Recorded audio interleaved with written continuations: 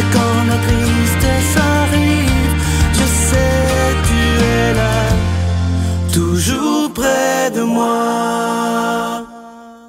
Bon samedi matin, j'espère que vous allez bien, qu'on se prépare à vivre une belle fin de semaine. Mais avant de la commencer, on va la commencer comme on le fait depuis des années avec la parole de Dieu. Mais avant, on rejoint tous ensemble notre petite sœur sourire, sœur Angèle.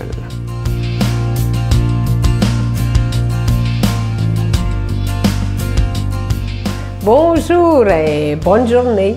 Alors évidemment, nous commençons toujours une belle journée, un bon samedi, rempli d'amour, le soleil, ça c'est à y voir.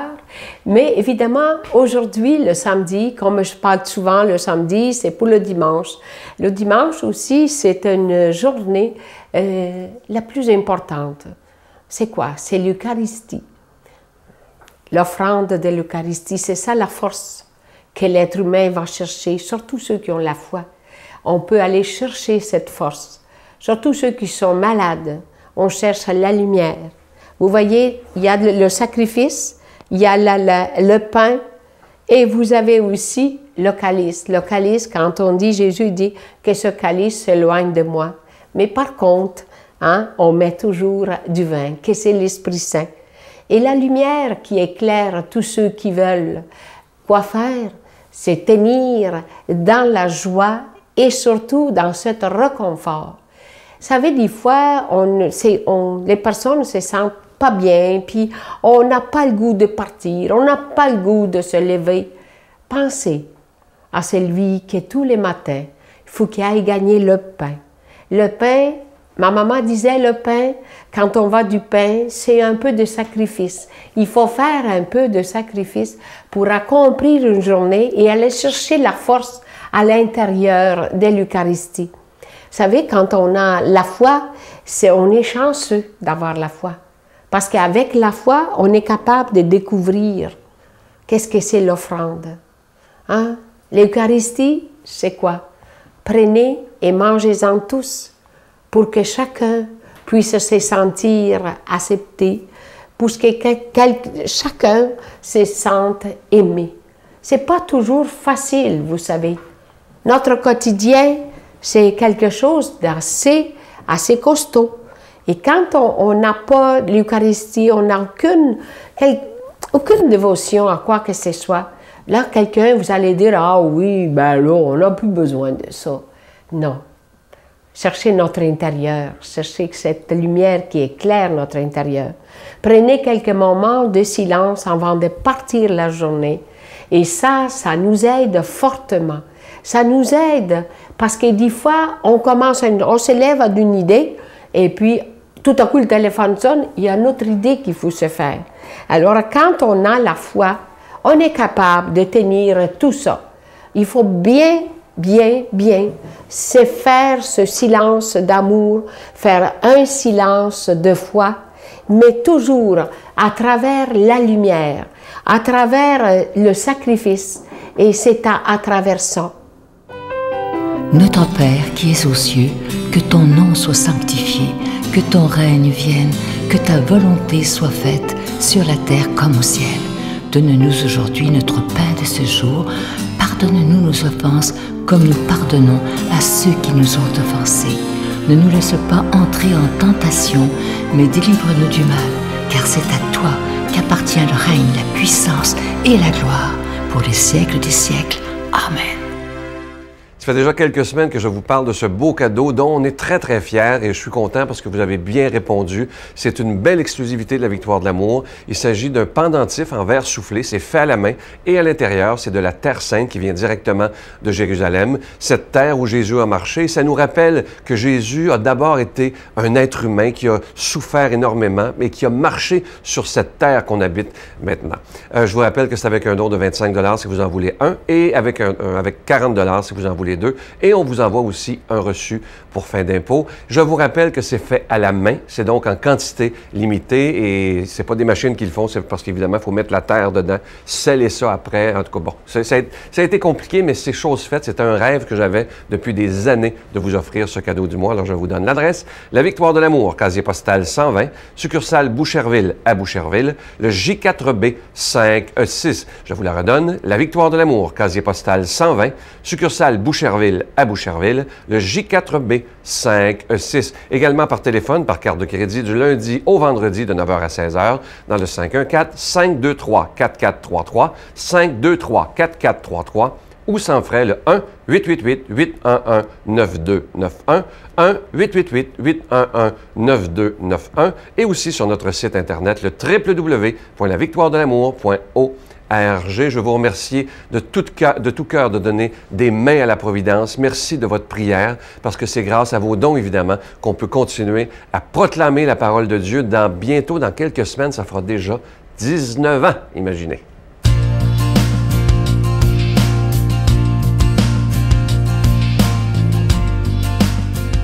Mon Dieu, donnez-moi la sérénité d'accepter les choses que je ne peux changer, le courage de changer les choses que je peux et la sagesse d'en connaître la différence. Amen. Aujourd'hui, la parole de Dieu sera proclamée par notre ami l'abbé Jean Chrysostome.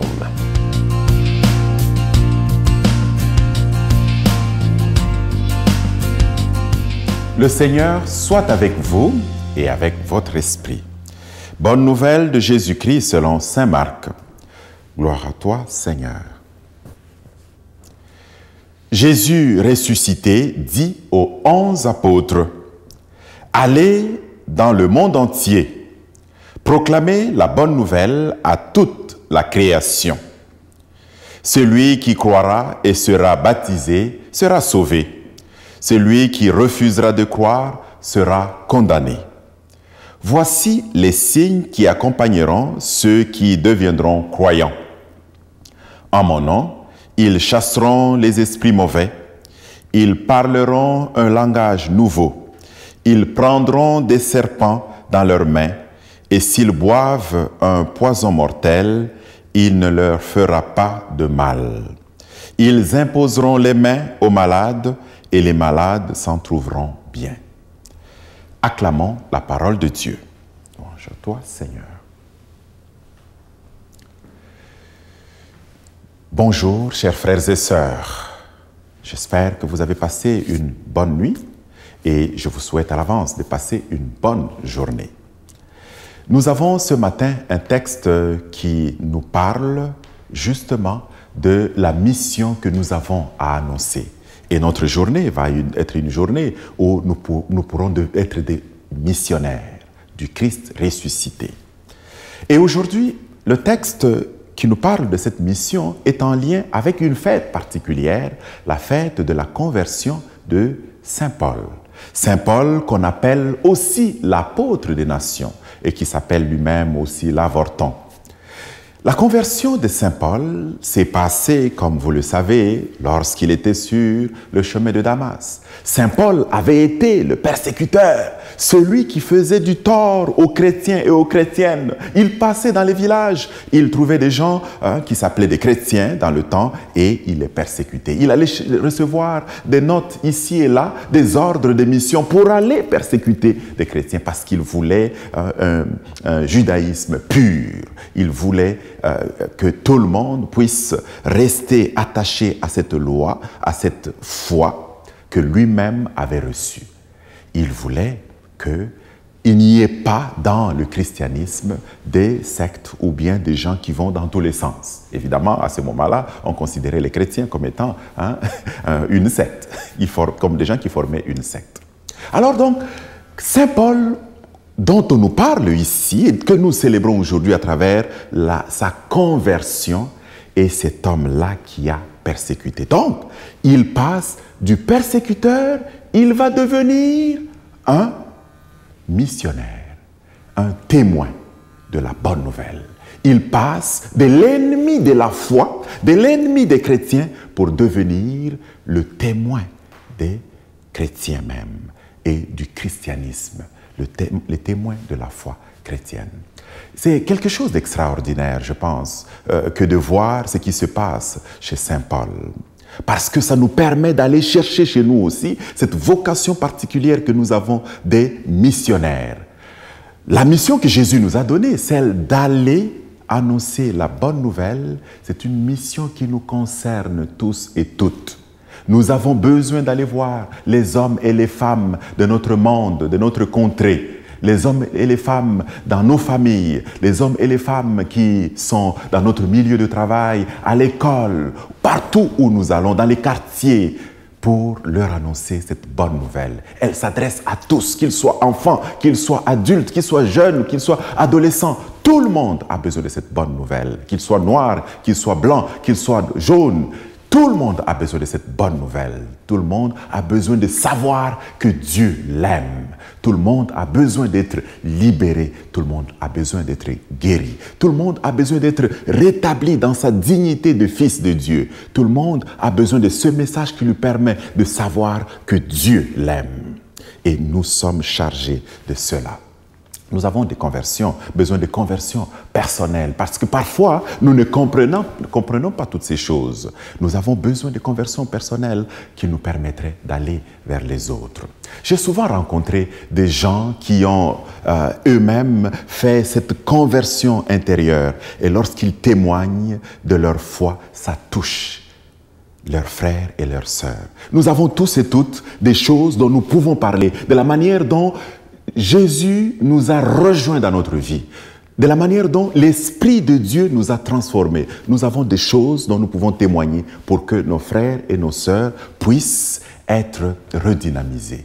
Nous avons des choses dont nous pouvons parler. Souvent, les témoignages touchent beaucoup. N'hésitez jamais, mes frères, mes sœurs, de pouvoir apporter votre témoignage à vos frères et à vos sœurs pour qu'ils puissent, eux aussi, se tourner vers le Christ.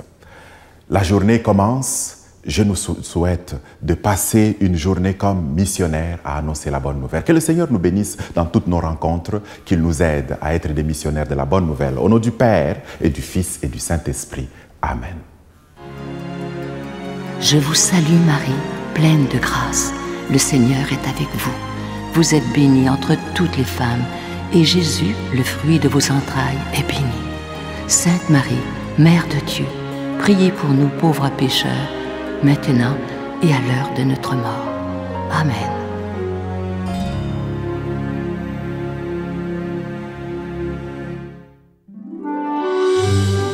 La Victoire de l'amour vous invite à vivre un pèlerinage en Italie à la rencontre de Saint François d'Assise et du pape François, en compagnie de l'abbé Robert Lemire et de Sylvain Charon.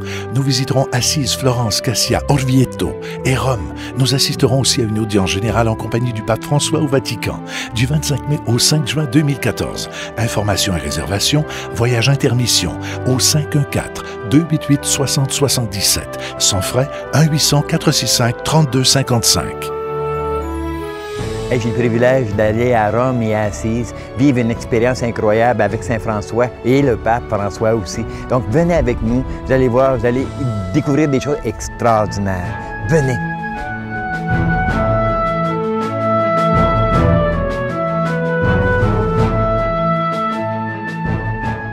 J'aime toujours vous laisser avec des belles pensées le matin parce que ça peut nous permettre de réfléchir pendant la journée et d'essayer de vivre ces pensées. Alors aujourd'hui, c'est des pensées que je mets toujours sur Facebook. Ça dit ceci: la vie est courte, ça on le sait. La vie est courte. Pardonnez le plus possible. Aimez pour de vrai. Riez plus souvent et ne regrettez jamais ce qui vous a fait sourire ou pleurer.